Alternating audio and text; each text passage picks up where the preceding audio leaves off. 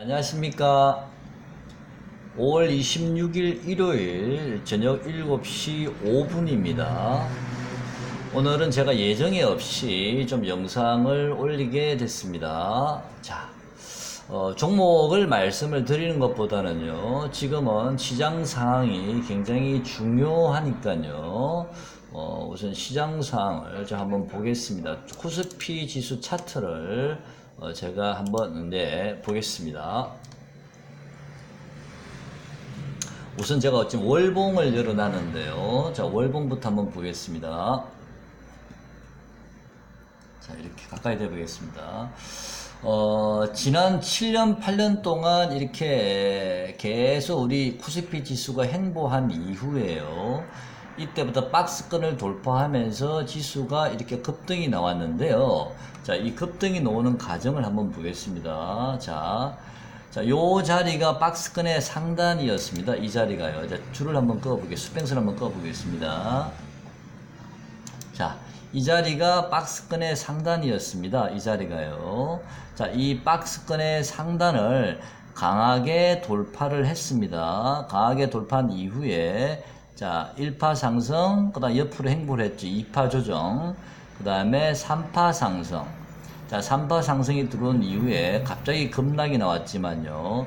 결국에는 자, 4파 조정 구간이라고 보시면 되고, 요 구간이요. 그 다음에 5파 상승까지 하나의 파동이 저는 완료가 됐다라고 생각을 합니다. 자, 다시 한번 말씀드리면요. 지난 7, 8년간 박스권을 행보한 이후에 그 박스권 돌파한 이후에는요, 5파동이 우리나라는 완료가 됐다라고 보고 있습니다. 자, 그러면 이제 다시 하락이 시작이 되고 있는데요. 자, 그거를 우선 말씀을 또 드렸고요. 또 하나는, 자, 이렇게 우리가 박스권을 돌파한 이후에는요, 박스권을 돌파한 이후에는, 121선이 회색 차트로 되어 있는데요. 이 121선이요.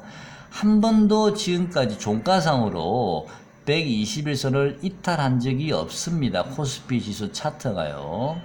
이탈한 적이 없는데, 이번에 다시 이 121선까지 코스피 지수가 내려왔습니다. 이번에요. 자, 현재 이 121선 가격이 얼마냐면, 지수가 얼마냐면요. 2014포인트입니다. 2014포인트요. 자, 박스권 돌파 이후에 파동이 하나가 완료가 됐고요. 그 다음에 지금 121선을 이탈한 적이 없었는데, 이제는 121선까지 다시 내려왔습니다. 한 번도 이탈한 적이 없었습니다. 121선을요. 자, 이 121선을 만약에 우리가 만약 최악의 상황을 가정을 한다면요. 최악의 상황을 가정한다면, 만약에 이 121선을 이탈하게 되면, 즉 2012포인트, 대략 한 2000포인트라고 보면요.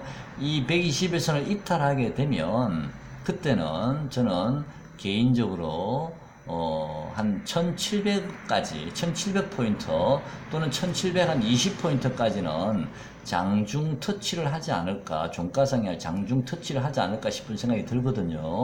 최악의 상황일 경우에는요. 자, 한번 터치할 것 같은데요. 그래서 이 121선 지지 여부를 여러분께서는 유심히 좀 보셔야 될 듯 하고요. 또 하나, 이 자리가 중요한, 2012포인트가 중요한 이유는요. 그동안 요 구간에서 오랫동안 행보했던 자리입니다. 오랫동안요, 행보했던 자리고요. 또 하나는 작년 10월 달에 급락했을 때도 종가상으로 요 2000포인트는 지지를 했었습니다. 그러면서 캔들이 하나, 둘, 셋, 넷, 4개 캔들이 요 21선을 지지를 했었거든요. 자, 21선을 다시 그 자리까지 내려왔습니다. 자, 글쎄요. 이렇게 오랫동안 행보했던 자리도 이 자리이기도 하고, 또 지난번에 4개의 캔들이 요 2000포인트를 지지를 했는데요. 자, 이번에도 또 지지를 할 수 있을지 정말 걱정입니다. 지금 뭐 세계 시장 자체가 물론 미중 무역 전쟁 때문에 굉장히 어렵지만요. 또 여러분께서 또 하나 좀 생각을 하셔야 될 부분이 우리나라 지금 경제가 여러분도 잘 아시겠지만 굉장히 힘듭니다. 지난 수년간, 십수년간 우리나라가 경상수지 흑자를 누려왔었는데요. 제가 알기로는 최근에 우리나라 경상수지가 거의 적자로 돌아섰다는 제가 얘기를 들은 것 같습니다. 자, 이 경상수지까지 지금 적자로 돌아서는 마당이라서 과연 이 121선 또는 지수로는 2000포인트를 이번에 지지해낼 수 있을지 참 걱정스럽습니다. 자, 또 당장 6월 1일 날 미국과 중국의 무역 관세 발효 시점이 6월 1일로 잡혀 있습니다.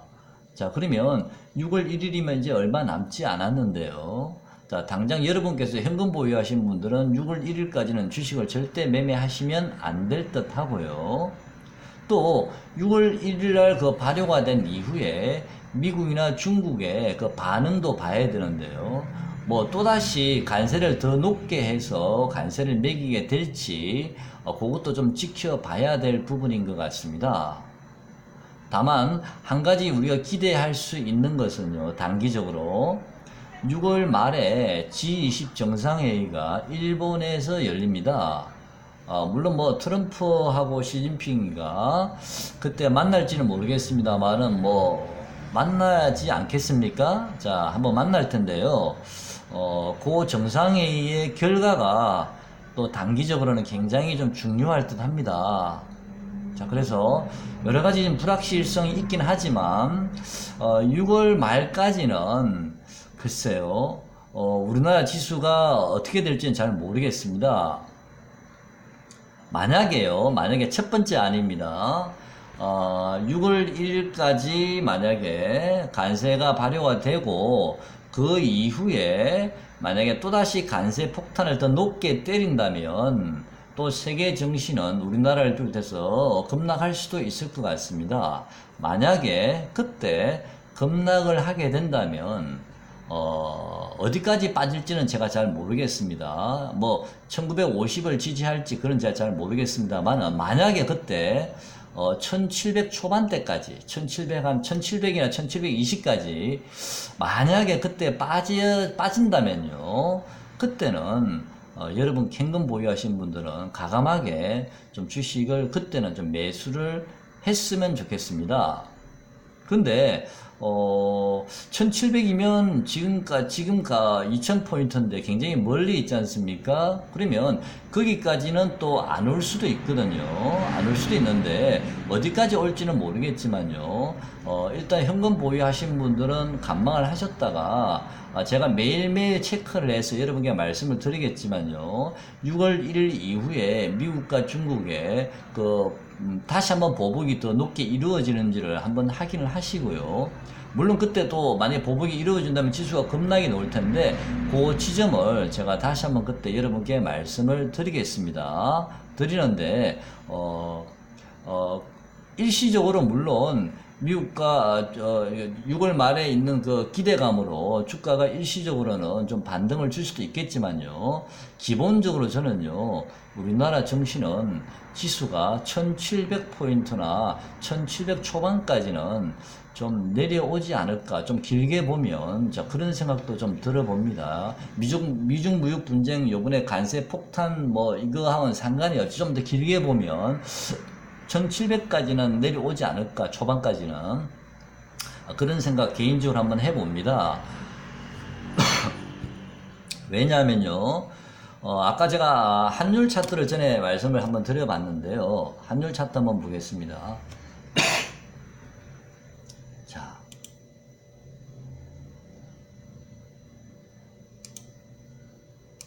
자, 이게 환율 차트도 보시면요, 제가 다시 한번 보겠습니다. 자, 일봉보다는 좀 크게 주봉을 먼저 한번 보겠습니다. 자, 이 자리에서 길게 행보를 지금 했지 않습니까? 자, 이 자리에서 길게 행보한 이후에 1차 상승이 들어왔습니다. 자, 1차, 지난번에 말씀드렸습니다. 1차 상승이 들어왔고요. 그 다음에 2파 조정이 들어왔는데 이 조정이 가격이 밑으로 빠진 게 아니고 옆으로 행보하는 조정이 들어왔습니다. 에너지가 굉장히 강했다는 얘기죠. 그런 다음에 이게 몇 개월 동안 조정을 받았는지 모르겠습니다. 대략 한 10개월은 넘을 것 같은데요.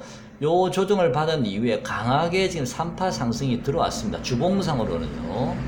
그런 다음에 이번 달에 지금 음봉이 하나 떨어졌는데요.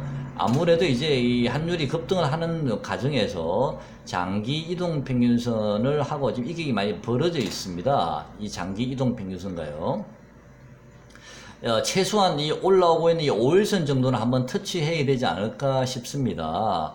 이 5일선이 대략 다음 달에는요, 대략 한 1185 가까이 될 것 같은데요. 1183 정도, 5 정도 될 것 같은데요. 요 가격은 한번 터치하지 않을까 싶습니다. 최소한. 아니면 이 5일선을 뭐 터치를 했다가 잠깐 반등을 주다가 다시 한 11선 근처까지도 한번 밀릴 수도 있겠습니다만은요. 조금 더 길게 보면 결국에는 1파 상승, 2파 조정, 3파 상승, 4파 눌림목 이후에는 결국은 5파 상승이 열려 있다라고 저는 봅니다. 차트상으로는요. 자, 그렇다면 이 환율이라는 것은 그 나라의 경제적인 어떤 체력을 얘기하는 건데 아까 제가 말씀드린 대로 우리나라가 지금 경상수지 흑자가 이제는 거의 적자로 반전이 되는 상황이기 때문에 그 나라의 체력을 의미한다면 이 환율은 결국은 눌림목 이후에는 다시 한번 5파 상승이 나오지 않을까라고 지난번에 말씀을 드렸습니다.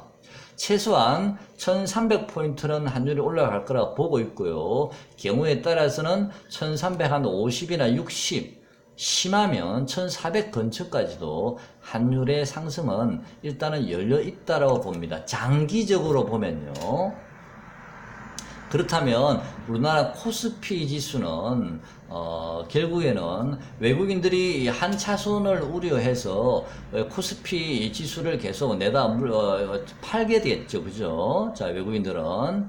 자, 그렇다면 외국인이 파는 물량을 받을 세력이 별로 없지 않습니까? 자, 그러면 외국인은 지속적으로 팔게 될 텐데, 만약에 외국인이 환율이 5파 상승이 열려 있다라고 만약에 생각이 든다면 지속적으로 이 눌림목 시에도 외국인이 주식을 내다 팔겠죠, 그죠? 한 차선 때문에. 자, 굉장히 어려운 상황입니다. 지금요. 환율 동향의 차트도 그렇고요. 코스피 지수도 지금 121선을 한 번도 상승시에 깨지 않았던 부분을 지금 근처까지 다시 왔는데요. 자, 이 자리도 지지 여부도 우리가 한번 봐야 되고요. 자, 이거는 물론 뭐 제가 말씀드린 건 중장기적으로 지금 말씀을 드린 겁니다. 월봉 차트를 제가 보여드린 거고 환율은 주봉 차트를 보여드린 거라서 중장기적으로는 저는 우리나라 정시를 그렇게 좋게 보지는 않습니다. 굉장히 좀 비관적으로 보고 있습니다. 코스피 지수가 어디까지 빠질지는 아무도 모릅니다. 그때 물론 가서 제가 확인할 수 있겠지만요. 지금으로서는 어디까지 정확하게 빠진다고 말씀드리기가 힘들 부분이지 않습니까? 그래서 장기 투자를 하시면 절대 안 될 것 같고요. 중기 투자도 좀 겁나고요. 단기 투자만이 가능할 것 같은데요. 만약에 우선 당장은 지금 우리가 수익률을 내야 되니까 단기적으로는 아까 제가 말씀드린 대로 6월 1일 이후에 보복 관세가 발효가 되고 나면 그 다음에 미국이나 중국에서 어떤 조치가 나오는지를 일단 한번 확인하시고 난 다음에 현금 보유하신 분들은 매매의 여부를 결정하셔야 될 듯 하고요. 자, 그럴 때 만약에 주가가 다시 한번 빠진다면 그 적절한 지점에서 저점 매수를 한번 단기적으로는 한번 해서 6월 말에 있을 G20 정상회의에 대한 기대감을 가지고 한번 적절한, 만약에 빠졌을 경우에는요, 적절한 시점에서 정상회의에 대한 기대감을 가지고 한번 매수를 과감하게 단기적으로는 좀 해볼만 하지 않을까라고 생각을 합니다. 자, 그래서 6월 1일 이후에 코스피 지수가 어디까지 빠질지는 모르겠지만요. 그 빠지는 지점을 잘 체크를 한번 해서, 물론 저도 그때 매일매일 동향을 올리겠습니다만은요. 한번 저점 매수는 좀 한번 유효하지 않을까라고 생각을 하고요. 그 다음에 다행히 G20 정상회의 기대감으로 우선 매수를 하지만 또 타결이 될 수도 있지 않습니까? 만약에 타결이 된다면 또 주가는 단기적으로 급등을 할 수도 있거든요. 그래서 또 만약에 타결이 안 됐을 경우는 다시 한번 주가가 급락을 하겠지만요. 일단은 6월 1일 간세 보복 이후에 조치들을 보시면서 매매 여부를 한번 체크를 하시고요. 그러고 난 다음에 6월 말을 기대감을 가지고 한번 저점 매수를 해서 6월 말 정도 정상회의 임박했을 때는 보유한 물량의 일부를 좀 뭐 절반이라도 예를 들어서 좀 비중 조절하시면서 상황을 좀 지켜봐도 될 듯 하거든요. 그래서 단기적으로는 좀 그렇게 대응을 하시면 되는 것 같고요. 또 좀 더 길게 보신다면 우리나라는 개인적으로 좀 체력이 많이 떨어졌기 때문에 이 환율의 동향을 좀 유심히 보셔야 될 듯 합니다. 환율의 동향을 보시면서 만약에 환율이 제가 말씀드린 예상대로 뭐 4파 눌림목 이후에 5파 상승이 다시 한번 이루어진다면 다시 우리나라 코스피는 좀 힘들어질 수 있습니다. 중장기적으로는요.